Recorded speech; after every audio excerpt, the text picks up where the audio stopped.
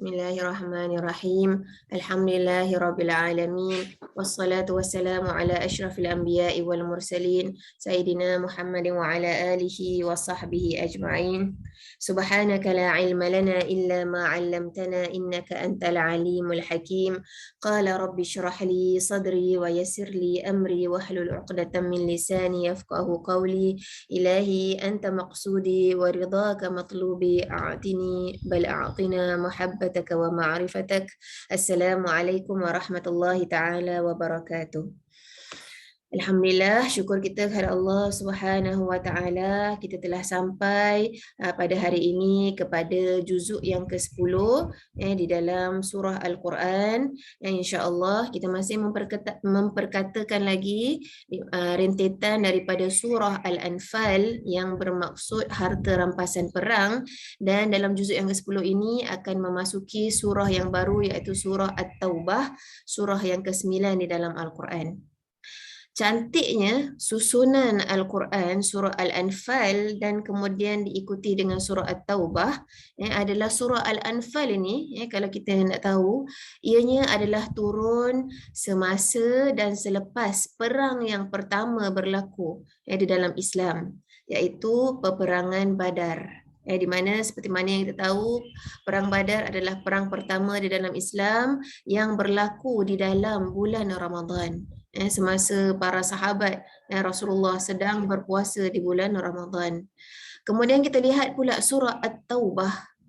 Ulama mengatakan surah At-Taubah pula diturunkan berkenaan ataupun selepas perang yang terakhir. Semasa dan selepas perang terakhir yang diikuti oleh Rasul sallallahu alaihi wasallam, iaitu pada yang berlaku pada 9 Hijrah. Itulah dia perang Tabuk. Jadi subhanallah, kita tengok susunan yang telah disiapkan oleh Allah Subhanahu wa taala. Allah suruh kita mengambil pengajaran yang pertama dan yang terakhir, peperangan di dalam Islam.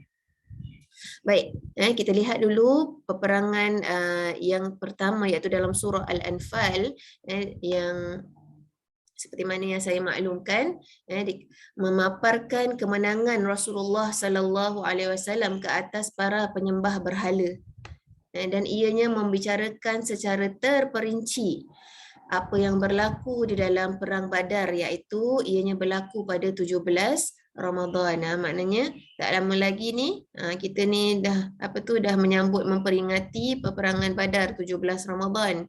Okey. Kemudian terdapat juga di dalam sini di mana syaitan ini musuh manusia ini bukan sahaja dia membisikkan, tetapi dalam sirah Rasulullah, Allah Subhanahu Wa Taala nak memberitahu kita kerana syaitan ni dia boleh menyerupai manusia. Ketika zaman Rasul dia menyerupai kerana dia nak membantu kafir Quraisy ni bagaimana nak menang dalam peperangan. Namun lepas itu dia berlepas tangan. Kemudian maka pengajaran di antara yang terpenting itu adalah bagaimana kita nak mempersiapkan diri kita untuk nak memerangi musuh kita, khususnya adalah syaitan. Kita mesti nak tahu apakah kekuatan kita, apakah kelemahan kita, supaya kita ni dapat kita panggil mujahadatun nafs, dapat melawan hawa nafsu kita. Kita dapat tahu apa kekurangannya. Kita mesti nak kena selalu muhasabah diri, selalu review balik. Apakah kelebihan kekurangan aku buat pada hari ini, apa yang nak kena improvekan lagi untuk Ramadan esok hari. Siapa yang melakukan muhasabah setiap hari pastilah tergolong pada golongan orang-orang yang menang, insya-Allah. Baik, saya pergi pula ke dalam surah At-Taubah. Surah At-Taubah ni, uniknya surah At-Taubah yang tidak ada dalam surah-surah yang lain di dalam Al-Quran, surah yang ke-9 turun, iaitu ianya tidak dimulakan dengan basmalah. Iaitu tidak dimulakan surah itu dengan Bismillahirrahmanirrahim. Jadi seolah-olah dia ada macam, ulama pun mengatakan bahawa seolah-olah kesinambungan Anfal ini dengan At-Taubah. Ada message yang ingin diteruskan oleh surah Al-Anfal, dan surah At-Taubah ni nak menyambung. Jadi mungkin orang tertanya, mengapakah surah At-Taubah ini satu-satunya surah yang tidak dimulakan dengan basmalah? Maka ulama mengatakan di antara sebabnya adalah kerana At-Taubah ini turun betul-betul sewaktu dalam peperangan, sedangkan basmalah itu, bismillah tu adalah untuk kita nak mendapatkan keamanan, kasih sayang Allah, kan cakap dengan nama Allah yang Maha Pengasih lagi Maha Penyayang. Jadi dia punya apa tu, mesejnya tu tidak parallel lah. Jadi kurang cantik dimulakan dengan bismillah kerana ia turun sewaktu peperangan, dan konten dalam surah At-Taubah tu banyak tentang golongan yang telah melanggar perjanjian dengan Rasulullah, iaitu golongan orang munafik. Jadi memang tidak merasa aman lah, tidak merasa aman. Mesej ni disampaikan sesuatu mesej yang tidak berbentuk keamanan.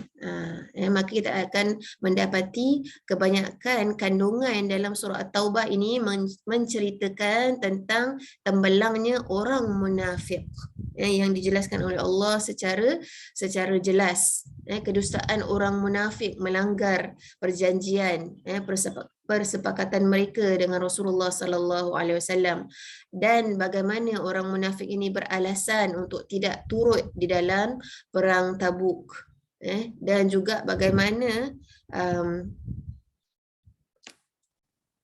Rasulullah sallallahu alaihi wasallam dilarang oleh Allah Subhanahu wa taala untuk menyalatkan golongan yang memang zahir munafiknya.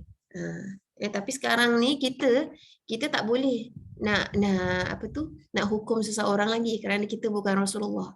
Kita tak nampak. Kerana munafik ni adalah sesuatu perkara yang tersirat kat dalam hati, yang mana kita ni tak mampu nak melihat. Jadi nak memberitahu kita bahawa kita harus juga berjaga-jaga pilih.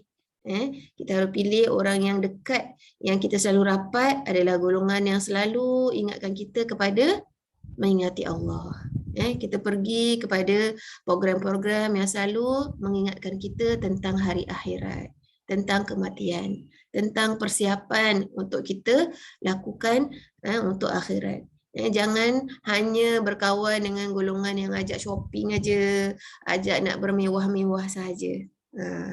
Takut nanti kita terlampau keduniaan sangat. Baik.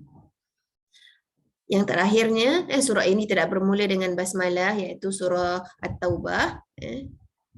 Kemudian memaparkan perang terakhir dalam hidup Rasulullah sallallahu alaihi wasallam, iaitu peperangan Tabuk yang berlaku pada 9 Hijrah. Kemudian dalam surah At-Taubah ini juga ada menjelaskan, dalam ayat 60 menjelaskan siapakah golongan-golongan, 8 golongan yang layak menerima zakat. Contohnya fakir miskin, orang yang berjuang fisabilillah, orang yang menuntut ilmu, orang yang banyak hutang, orang yang muallafati qulubihim, orang yang baru masuk Islam. Inilah dia di antara golongan-golongan, 8 golongan yang berhak untuk menerima zakat. Jadi akhir surah ini Allah Subhanahu wa taala memuji golongan yang ingin berjihad padahal mereka tidak berupaya. Contohnya orang yang tua, orang yang ada keuzuran, para wanita. Kita ni tidak tidak di dalam kategori yang sewaktu zaman Rasulullah SAW. Namun para sahabiah ini, para wanita ni ada yang memberikan bantuan dari segi perubatan, jadi nurse. Jadi nurse yang mana membantu para pejuang Islam yang terluka di medan peperangan. Jadi ini semua golongan-golongan yang dipuji oleh Allah Subhanahu wa taala kerana membantu, kerana keinginan mereka untuk turut serta tu disaksikan oleh Allah Subhanahu wa taala. Sekian sahaja. Semoga kita dapat pencerahan tentang keindahan susunan Al-Quran dalam juzuk yang ke-10, iaitu surah Al-Anfal dan surah At-Taubah. InsyaAllah kita akan sama-sama memperdengarkan lagi kesinambungan daripada surah At-Taubah pada juzuk yang ke-11. InsyaAllah. Sekian. Wassalamualaikum warahmatullahi taala wabarakatuh.